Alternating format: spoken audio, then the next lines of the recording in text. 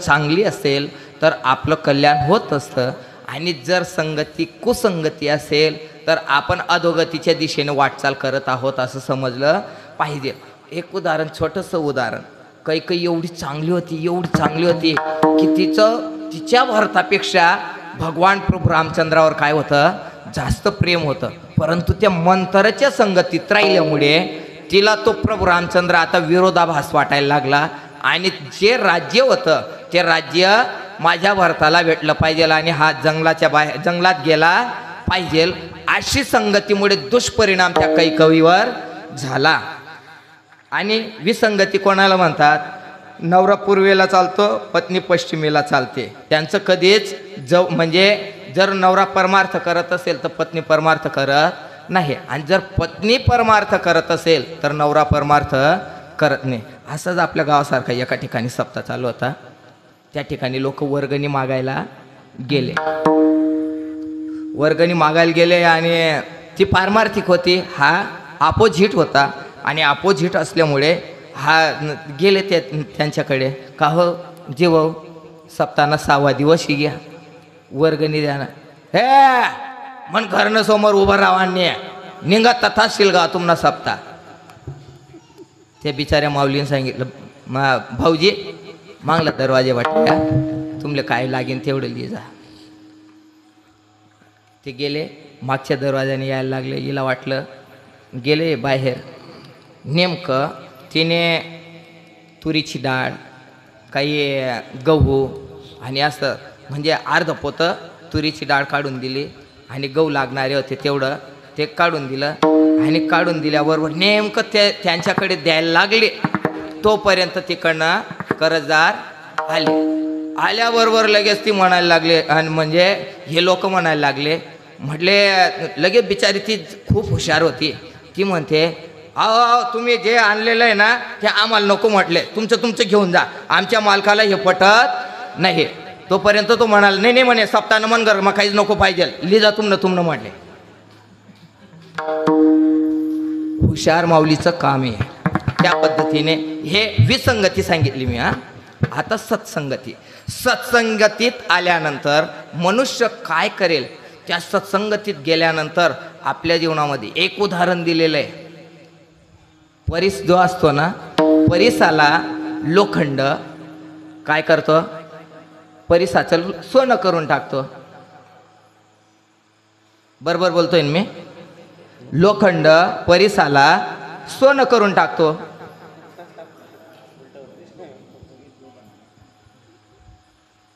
माझं चुकतंय का? आता या ठिकाणी नरसाताई बसलेले आहेत म्हणून मी म्हटलं मी जागे का झोपलेलो आहे, मला पाहत होतं. पण आता तुम्ही सर्व शुद्ध मंडळी आहात, त्याच्यामुळे परीस जो असतो ना, लोखंडाला स्पर्श गेला, मग तो चांगल्या भावनेने जावं का वाईट भावनेने जावं, भलतिया भावे शरणदाता भेटी, पाडी तसे तुटी जन्मव्याधी. ज्या पद्धतीने विस्तव सर्वांना कळतो, त्याला तुम्ही जाणून हात लावा. एखाद्या वेळी कळत न कळत अगरबत्ती एकाने खोसून दिली दरवाजामध्ये, आपल्याला फक्त देव दिसला, आपण देवाकडे चालले आणि अगरबत्तीने तिचा साक्षात्कार दिल्याबरोबर असं दचकून जातो मनुष्य. बरोबर आहे का नाही? तिच्याकडे लक्ष होतं का? पण तिने काय केला, चटका दिला की नाही. तुम्ही जाणून जा का न जाणून तुमचा त्याला स्पर्श हो, त्याचा अधिकारच येतो चटका देणं. त्या पद्धतीने संत हे तुम्ही त्यांच्याकडे जाणून जा की न जाणून जा, ते तुमचा उद्धार केल्याशिवाय भलतिया भावे शरणदाता भेटी, पाडी तसे तुटी जन्मव्याधी. अशा पद्धतीचे ते संत, ते आपल्या जीवनामध्ये कितीही लोक चांगले या वाईट या, त्यांचा उद्धार केल्याशिवाय राहत नाही. एकदाचा प्रसंग, तुकाराम महाराजांच्या सोबत असं म्हटलेलं आहे, षट सुधरई सतसंगती पावई, पारस परस कुधात सुवाई. या ठिकाणी तुलसीदासजी महाराजांनी वर्णन केले की संतांच्या संगतीत वाईट मनुष्य जरी गेला तरी त्याचं कल्याण झाल्याशिवाय राहत नाही. एकदाचा प्रसंग सर्वांना माहिती आहे. तुकाराम महाराज लोगावरून घरी येत होते, रस्त्यात 4 चोर भेटले. चार चोर म्हणायला लागले, आपके पास क्या हो सब निकाल के दो. तुकाराम महाराज म्हणे, हा विना आहे आणि ह्या चिपड्या तुमले काय करणे ते करा म्हणे. ते म्हणे, इसका हम क्या करेंगे. बोले चलो हमारे साथ चोरी करने के लिए. तुकाराम महाराज म्हणे, घर भी जाणे तुमनं बरोबर बी येणे. तुकाराम महाराज त्यांच्यासोबत गेले. गेल्यानंतर त्यांनी काय केलं, तुकाराम महाराजांना हात उतरवलं चोरी करण्यासाठी आणि त्यांना सांगितलं की जे जड असेल ते फेका. तुकाराम महाराजांनी घट्या, वराटा, पाटा तिकडनं फेकायला लागले. एकाच्या डोक्यातच पडलं. तो मग बाबा हलका हलका फेका म्हणे. झाडणी, केरसुनी, झाडू, हलक्या हलक्या वस्तू फेक, सुपडं ह्या वस्तू फेकल्या. ते म्हणे, बाबा तुम्ही चोरीना पात्रता, असं करा दरवाजा उघडा. दरवाजा उघडला. पुन्हा तुकाराम महाराजांनी दरवाजा बंद केला. चौघजण चौघ्या वाटेने जिकडे रस्ता भेटला तिकडे आणि ते चोरी करण्याच्या वस्तू शोधू लागले. सकाळचे 4 वाजले. तुकाराम महाराजांनी लगेच तिथंच थाटी पडलेली होती. थाटीवर गाडी घेतली, सुरू केलं, उठा पांडुरंगाता दर्शन द्या सकळा, झाला अरुणोदय सरली निद्रेची वेळा. घरातली सर्व मंडळी उठले. हा आपलं कोणतं भाग्य उदयाला आलं, तुकाराम महाराज आपल्या घरी आले. सर्व लगेच उठले घरातले सर्व मंडळी आणि त्या ठिकाणी येऊन हे चौघ चोर कोपऱ्यांना चिटकून गेले. ते बाहेर येत नाही. सर्व काकडा झाला. काकडा झाल्यानंतर ते म्हणतात, महाराज एकटा होना ने म्हणे, टाळकरी बी येत ना म्हणे. कुठे आहेत. तुकाराम महाराजांनी त्या टाळकऱ्यांना उचलून उचलून उचलून हात धरून तिथं जमा केला. त्यांनी त्या टाळकऱ्यांचं आंघोळ केली. त्यांना नवीन चांगले कपडे पांघरायला घालायला दिले. त्याच्यानंतर त्यांना पंचपक्वान्नाचं जेवण दिलं आणि दक्षिणासुद्धा. ते म्हणायला लागले, नाऱ्या एवढं वर्ष घे पण आपलं एवढं आयुष्य घे, आपल्या असं मानपान आपला नातेवाईकच न बी देईल नाही म्हणे. तुकाराम महाराज बरोबर आपण लईनूत कसं साठे आणि खुशाल एवढं मानपान येन पुढे चोरी करणं बंद. ते तुकाराम महाराजांच्या सोबत परमार्थ कराल. जे 14 टाळकरी आहेत त्या 14 टाळकऱ्यांमध्ये हे 4 लोकसुद्धा टाळकरी आहेत. ते आपले जे काही तुलसीदासजी महाराज सांगतात, षट सुधरई सतसंगती पायी. षट म्हणजे वाईट मनुष्य सत्संगतीत गेले की ते काय होतात, सुधरून जात.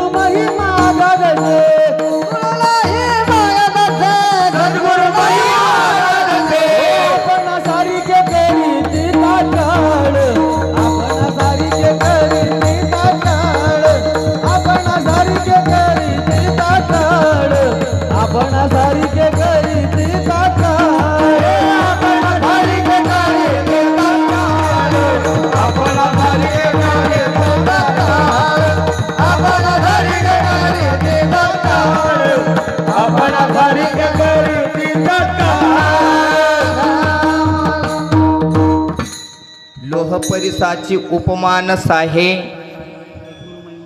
सद्गुरु महिमा अगाध आहे. या ठिकाणी हे जी उपमा दिलेले माझ्यामध्ये चुकीची उपमा आहे.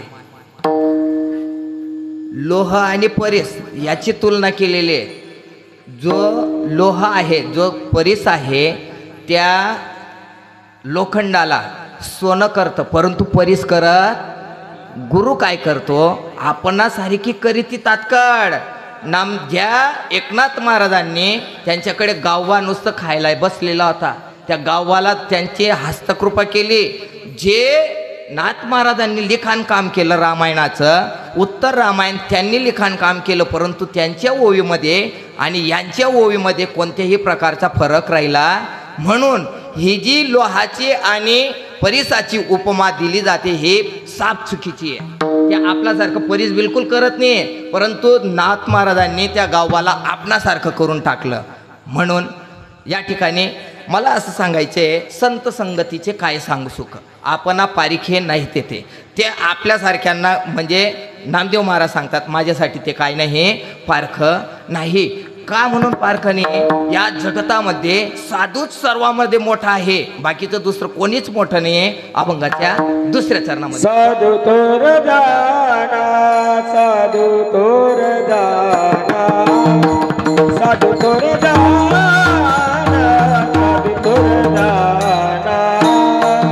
साधू तोर जाना, साधू तोर जाना, साधू तोर जाना, साधू तोर जाना, साधू तोर जाना, कलियुगी साधू तोर जाना, कलियुगी साधू तोर जाना, साधू तोर जाना, साधू तोर जाना, साधू तोर जाना, साधू तोर जाना, कलियुगी साधू तोर जाना,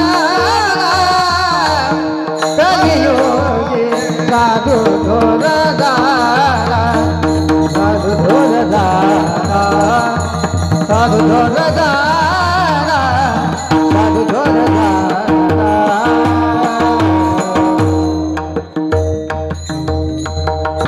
नामदेव महाराज म्हणतात साधू थोर दाना, साधू थोर दाना, साधू थोर दाना कलियुगी. या कलियुगामध्ये साधूच थोर आहे, बाकीचे कोणीही त्यांची बरोबरी करू शकत. आपण तर जर तसं राहिलं असतं, आपण भक्ती कोणाची करतो? पांडुरंग परमात्म्याची. संतांची कधी भक्ती करतो का? करतो का? मग संत का थोर आहेत, साधू का थोर आहेत, याच्यापैकी आपण थोडेसे भरपूर कारणं आहेत, पण त्याच्यापैकी आपल्याकडे वेळ कमी आहे, रात्र छोटी आणि सोंग जास्त असल्यामुळे 2-3 महत्त्वाचे कारणं पाहू. साधू थोर, भगवान परमात्मा जो आहे ना, तो भगवान परमात्माची कर्तुम अकर्तुम अन्यथा अकर्तुम अशी त्यांच्याकडे शक्ती आहे. आणि पुन्हा त्यातल्या त्यात षडगुण ऐश्वर्य संपन्न एक भगवंताची जाण असा असणारा तो भगवान परमात्मा, तो काही करू शकतो. एकदा प्रसंग असा घडला की भगवान परमात्मा यशोदेच्या घरी, म्हणजे नंद द्वापार युगामध्ये नंद बाबाच्या घरी असताना ज्यावेळेस गाय धुवायला निघाले, हातात चरवी वगैरे घेतली, म्हणजे आपल्याकडे तांब्या म्हणा किंवा बादली म्हणा, ते घेऊन निघाले. आणि निघाल्यानंतर गाय धुण्यासाठी निघाले. अचानक घराच्या बाहेर निघाले आणि निघाल्याबरोबर त्यांना राधा दिसली ना, राधा दिसल्या. आणि राधा दिसल्याबरोबर ते गाय धुवायला चालले होते, बैलाच्याच खाली बसून गेले. इकडे आई म्हणते, ए कृष्ण, अरे तो बैल आहे. कृष्ण जागे झाले. अरे, कृष्णाने लगेच आवाज दिला, आई हे मागच्या जन्मातली गाय आहे, तिचे संस्कार विसरलेली आहे, ती दूध देईल म्हणे. त्या बैलाचं काय काढलं त्यांनी? दूध काढलं. राधेला पाहून भुलले हरी, दूध दुहितो नंदा घरी. भगवान परमात्म्याने दूध काढलं, नंदीचं काढलं, परंतु कसा होता नंदी? सजीव होता. आमचे तुकोबर आहे. ज्यावेळेस वैकुंठ गमन सोहळा झालं, इकडे त्यांची जी लहान मुलगी आहे तिचं नाव भागीरथी. ती भागीरथी म्हणायला लागली, माझे बाबा वैकुंठाला गेले, त्यांनी मला आश्वासन दिलं होतं तुझ्या घरच्या शेवया खाल्ल्याशिवाय मी जाणार नाही. म्हणून ती भागीरथी धावा करायला लागली. भागीरथी करी धावा, बाबा गेले कोण्या गावा, भागीरथी करी धावा. आणि मग ती धावा करता करता तुकाराम महाराज तिच्या लाडासाठी, तिच्या प्रेमासाठी वैकुंठावरून आले. आल्यानंतर त्यांनी मग त्या आवलेला भागीरथीला सांगितलं, ए बेटा लवकर स्वयंपाक कर, तुला काय करता येईल? म्हणे बाबा सर्वात लवकर होणारा स्वयंपाक एकच आहे, शेवया. आणि म्हणून तिने शेवया केल्या. 10 मिनिटात शेवया तयार झाल्या, परंतु त्या कोरड्या कशा खाऊ घालाव्या म्हणून ती शेजारच्या घरांमध्ये जायला लागली. बाई माझे बाबा आलेले आहेत, थोडंसं दूध दे ग. ती म्हणे डोकं फिरलं का तुझं? वैकुंठाला गेलेले लोक कधी रिटर्न येतात का? ते अगं देणं आलेले आहेत ना, शेजारच्या घरी सर्व वाडा फिरली, तोंड नाराज झालं. नाराज झाल्यानंतर बाबाकडे आले. बाबा, अरे तुला मी शेवया केल्या, परंतु कोणीच मला दूध देत नाही, लोक मला येडी म्हणतायत. घाबरू नको, तुझ्या गावचा जो महादेव आहे तो दाखव मला. लगेच तिने महादेवाजवळ नेलं आणि तिथला जो नंदी होता, त्या नंदीला, नंदी कशाचा होता? कशाचा होता? दगडाचा. त्या नंदीला उठवलं आणि नंदीचं दूध काढलं. येलेश्वरा ते पूजिले, दूध नंदीचे काढिले. अशा पद्धतीने तुकोबारायांनी त्या भगवान परमात्म्याने दूध काढलं. पण तो बैल कसा होता? जिवंत होता. या ठिकाणी निर्जीव असलेल्या बैलातून तुकाराम महाराजांनी दूध काढलं. काकणभर तुकोबाराय काय आहेत? साधू थोर दाना, साधू थोर दाना. पुन्हा दुसरी गोष्ट, भगवान परमात्म्याची सहन करण्याची कॅपॅसिटी आहे. कोणता गोष्ट? साधू संतांची कोणत्याही प्रकारची कॅपॅसिटी, म्हणजे ते त्याच्यापेक्षा कितीतरी पलीकडचं काय करू शकतात? सहन करू शकतात. भगवान परमात्म्याला शिशुपालाने किती शिव्या दिल्या? 100 शिव्या. आणि 101 दिली तर लगेच सुदर्शन काढलं. सुदर्शन काढल्यानंतर ते शिशुपालावर सोडलं. शिरा वेगळं धड केलं. त्या ठिकाणी शिशुपालाचा काय केला? वध केला. आमच्या नाथ महाराजांनी किती वेळेस शिव्या ऐकल्या? आणि शिव्या नाही, किती वेळेस थुंकला? 108 वेळेस. तरी सुद्धा ज्यावेळेस त्याला पश्चाताप झाला, पश्चाताप झाल्यानंतर तो खाली आला आणि त्याने नाथ महाराजांच्या पायावर डोकं ठेवलं आणि सांगितलं, महाराज मला क्षमा करा, मी वाईट लोकांच्या संगतीत गेल्यामुळे मला दुर्बुद्धी झाली. नाथ महाराज म्हणतात, बाबा एका दिवसात तू 108 वेळेस मला गंगेचं काय केलं? स्नान घडवून दिलं.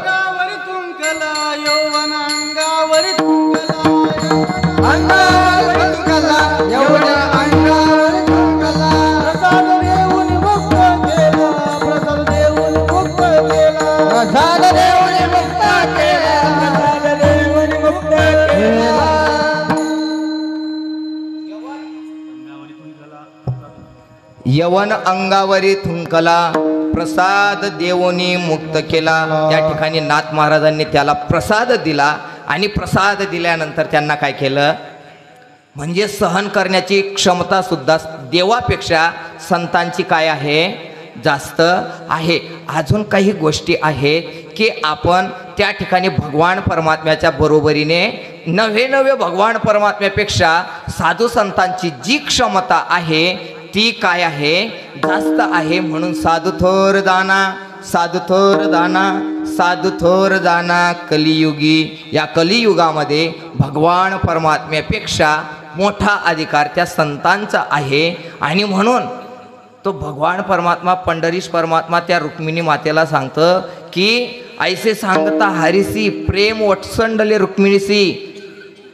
तो देव म्हणे रुक्मिणी, हा एकची योगी देखिला नाही, हेची ज्ञान संजीवनी जाण त्रैलोक्यासी. धन्य धन्य धरातडी, जो याती दृष्टीने हाडी, तो वाहात येल टाळी वैकुंठ भवनासी.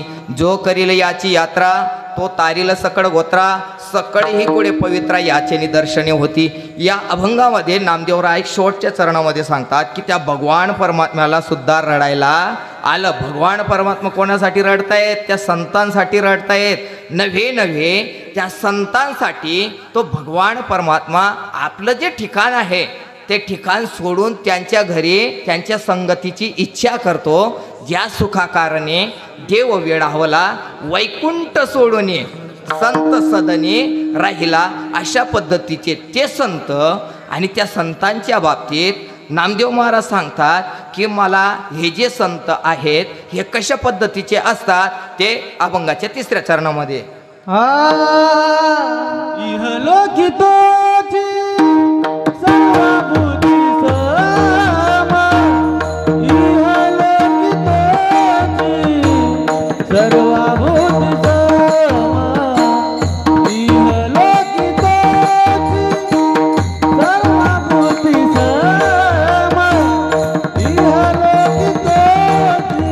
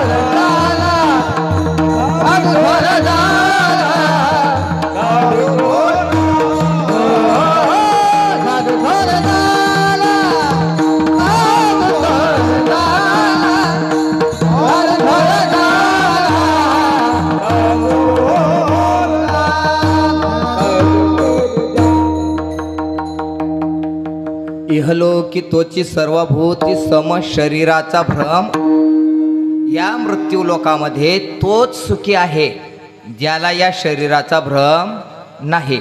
भ्रम म्हणजे नेमकं काय? मला त्या पूर्वीच्या कालावधीमध्ये ज्यावेळेस मी या अभंगार कीर्तन करत होतो त्यावेळेस असं वाटत होतं की ह्या शरीराचा भ्रम म्हणजे त्यांना वेगळ्या पद्धतीने अर्थ सांगायचा असेल, परंतु ज्यावेळेस मी नंतर याच्यावर चांगल्या पद्धतीने अभ्यास केल्यानंतर लक्षात आलं की संत हे ह्या शरीरापुरता मर्यादित माणूस असला त्याला त्याच्यामध्येच भगवान परमात्मा पाहायचं, बाकीच्या प्राण्यांमध्ये भगवान परमात्मा पाहात. आपण आपलं शरीर पोषण करण्यासाठी, आपल्या आत्म्याला संतुष्ट करण्यासाठी आपण इतर प्राण्यांना काय करतो? मारतो, त्याची भाजी करतो आणि भाजी केल्यानंतर ते खात असतो. म्हणजे आपलं फक्त हेच शरीर चांगलं आहे, बाकीचे खाण्यासाठी देवाने निर्मित केलेले आहे असं आपल्याला वाटत असतं. संतांचं तसं नाही. त्यांना काय म्हणायचंय, त्यांच्या बाबतीत गीतेच्या 5व्या अध्यायात एका ठिकाणी म्हटलेलं आहे, विद्या विनयन संपन्ने ब्राह्मणे गवी हस्तिनी शुनीचैव शोपाकेच पंडिता समदर्शन हा मशको हा गजू हा शोपचू हा द्विजू हा उतरी हा पहिलं इतरू हा आत्मजू हे नेण्याची केवी. ज्या व्यक्तीला मच्छर आणि हत्ती याच्यामध्ये एकच भगवान परमात्मा आहे, मच्छर असेल, हत्ती असेल, पुन्हा इतर प्राणी असतील किंवा ब्राह्मण असेल, ह्या सर्व लोकांमध्ये नव्हे हा परका आणि हा आपला हे सुद्धा त्यांच्याकडे राहत नाही. आणि म्हणून त्या नामदेव महाराजांनी सांगितलेलं आहे की इहलोकितोची सर्वभूती सम, शरीराचा भ्रम त्यांच्या दृष्टीने सर्व काय आहे. एकदा तुकाराम महाराजांच्या म्हणजे एका माणसाने सांगितलं, महाराज मी तुम्हाला ऊसाची मोडी देतो. पूर्वीच्या कालावधीमध्ये ऊस काय होता, अतिशय दुर्मिळ वस्तू होती, ती सहजासहजी भेटत नव्हती. आणि म्हणून ज्या गोष्टी दुर्मिळ असायच्या त्याच्याविषयी मनुष्याला जास्त काय असायचे, लोभ असायचा. आणि ती वस्तू मला भेटली.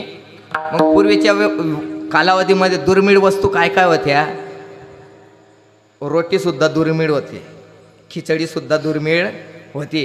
जे भालकूत यायचं, भालकूत हा जो शब्द आहे हा जुना शब्द आहे, तो आजच्या लोकांना, आजच्या पोरांना कळणार नाही.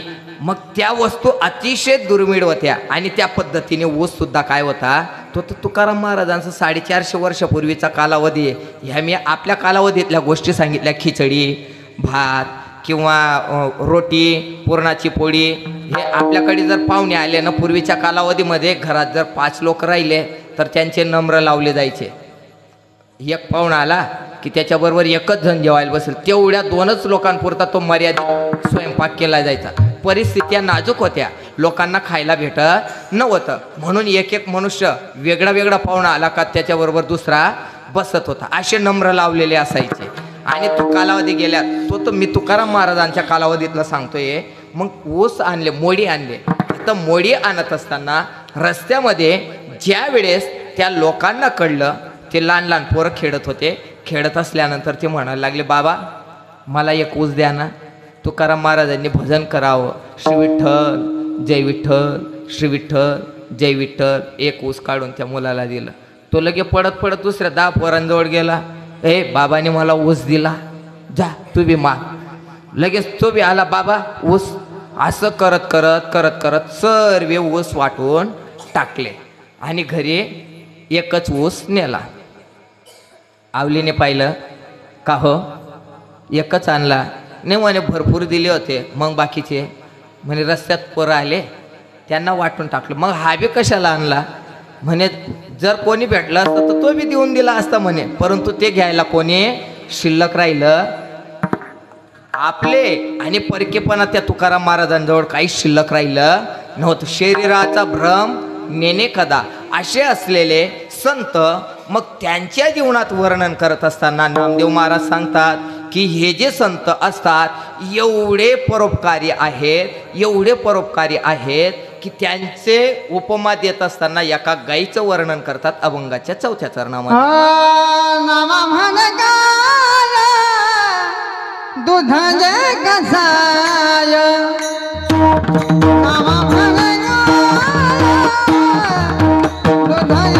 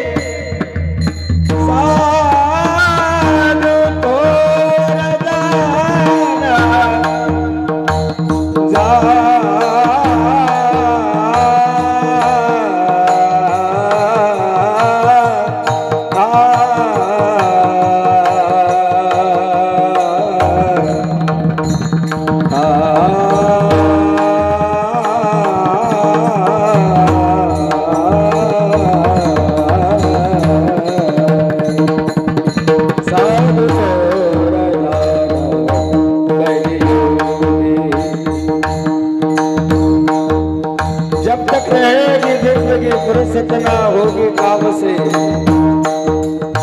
कुछ समय ऐसा निकालो प्रेम कर लो भगवान से। जल से पतला कौन गए, कौन भूमि से भारी, कौन अगन से तेज गए, कौन काजल से कारी। जल से पतला ज्ञान मेरे, पाप भूमि से भारी।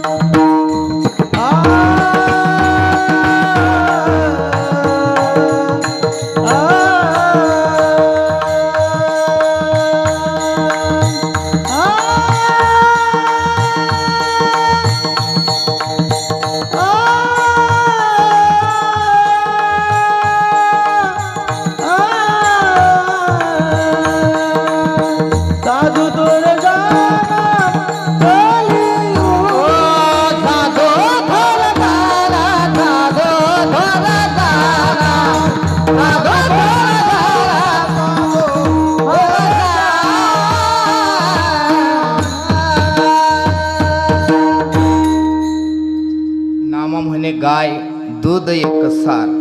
गाईचं जे दूध असतं ना सर्वांच्या दृष्टीने कसं असतं, पाचक असतं. त्या पद्धतीने छोटंसं उदाहरण सांगितलेलं आहे की गाय जशी, गाईचं दूध जसं सर्वांसाठी पाचक असतं, तसे संत लहान असो मोठा असो किंवा म्हातारा असो, श्रीमंत असो गरीब असो, सर्वांसाठी त्यांचा उपदेश कसा असतो, सार असतो सर्वांसाठी. तो कसा असतो, पोषक असतो. आणि म्हणून ते संत काय आहेत, नाम म्हणे गाय दूध एक सार, साधू निरंतर वर्ते तैसा. थोडंसं 2 शब्द अजून लांबतील ते बोलतो आणि त्यातपूर्वी सर्वांनी मोठ्या प्रेमाने काय केलं पाहिजे, भजन करू. विठोबा रखुमाई, विठोबा रखुमाई, विठोबा रखुमाई, विठोबा रखुमाई,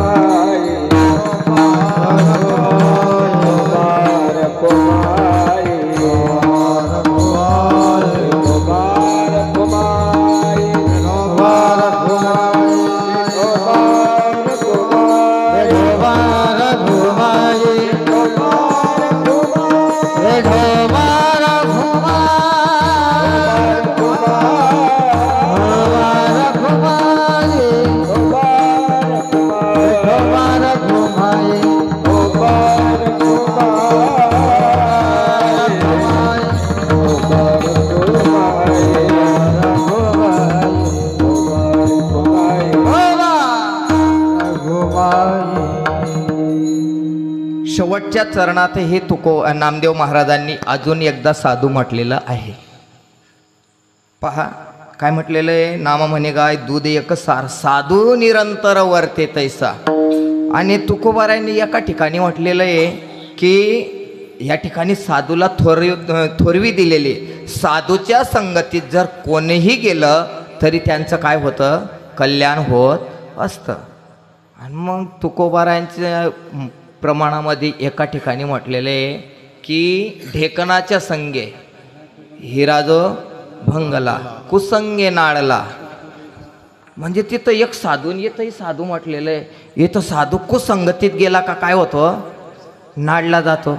आणि तिथं साधूच्या संगतीत गेल्यानंतर त्याला साधूचे संगती तरुणोपाय, संताचे संगती मनोमार्गगती, आकडावा श्रीपती येणे पंथे. संतांच्या संगतीत कुसंगतीचा व्यक्ती जरी गेला तरी तो दुरुस्त होतो. आणि या ठिकाणी साधू जरी वाईट मनुष्याच्या संसर्गात आला तरी तो काय होतो, त्याला कुसंगती लाभते. मग त्या ठिकाणी जो साधू आहे आणि या ठिकाणी साधू आहे, ह्या दोघं, जो नाडला जातो कुसंगतीमध्ये गेल्यानंतर तो सुद्धा वाईट होऊन जातो.